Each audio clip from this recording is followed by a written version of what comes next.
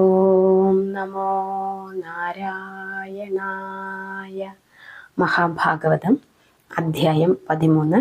അപ്പം നമ്മളിന്ന് ഗജേന്ദ്രമോക്ഷം കഥയാണ് പറയുന്നത്.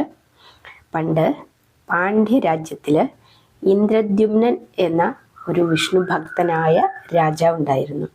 അദ്ദേഹം മലയപർവ്വത സാനുവിൽ മഹാവിഷ്ണുവിനെ ധ്യാനിച്ചുകൊണ്ട് തപസ്സനുഷ്ഠിക്കുകയായിരുന്നു. ഒരു ദിവസം അദ്ദേഹം ഇങ്ങനെ ധ്യാനത്തിൽ ലയിച്ചിരിക്കുമ്പോൾ അഗസ്ത്യ മഹർഷി അവിടെ എത്തി. അപ്പോൾ ധ്യാനത്തിൽ ലയിച്ചിരുന്ന രാജാവ് മഹർഷിയുടെ ആഗമനം അറിഞ്ഞില്ല. അപ്പോൾ തന്നെ കണ്ടിട്ട് എഴുന്നേറ്റ് ബഹുമാനിച്ചില്ല എന്ന കാരണത്താൽ അഗസ്ത്യൻ നീ ഒരു കാട്ടാനയായി തീരട്ടെ എന്ന് ഇന്ദ്രദ്യുമ്നനെ ശപിച്ചു. അപ്പോൾ സമാധിയിൽ നിന്നും ഉണർന്നപ്പോൾ തൻ്റെ അനുചരന്മാർ പറഞ്ഞപ്പോഴാണ് രാജാവ് ഈ ശാപവൃത്താന്തം അറിയുന്നത് തന്നെ.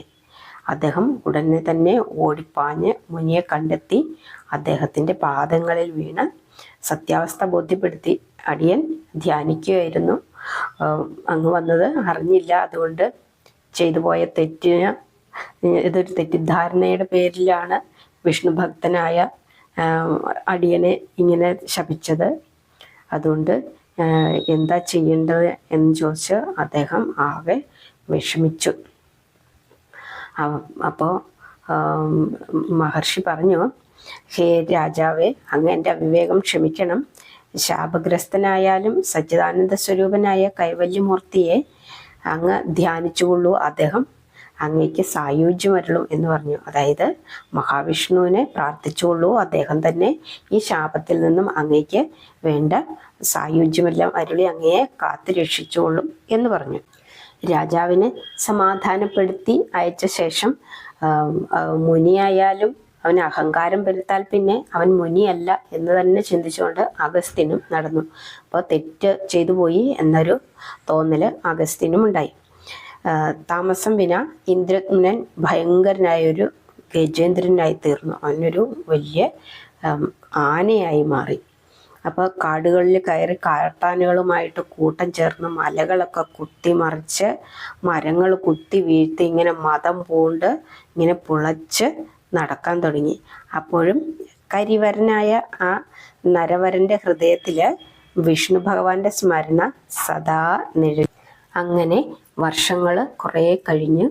ഒരിക്കൽ പാലാഴിയാൽ ചുറ്റപ്പെട്ട സദാ രമണീയമായും നയനാനന്ദകരമായും പരിലസിച്ചുകൊണ്ടിരുന്ന ത്രികൂടമെന്ന പുണ്യ ശൈലോപാന്തത്തിൽ ഈ ഇന്ദ്രദ്യുമ്നനും കാട്ടാനകളും കൂടെ ഉണ്ടായിരുന്ന ആനകളും എല്ലാം കൂടെ ചെന്നുപെട്ടു.